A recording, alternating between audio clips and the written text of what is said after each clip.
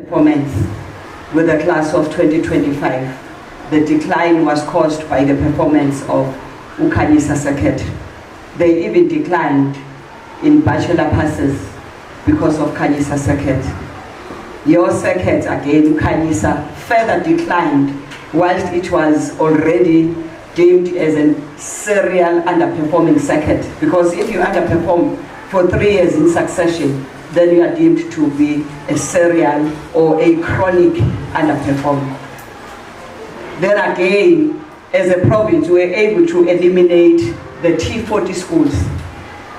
But Zululand does have a school that is below 40%. I think you've got 2 of them, Gajel.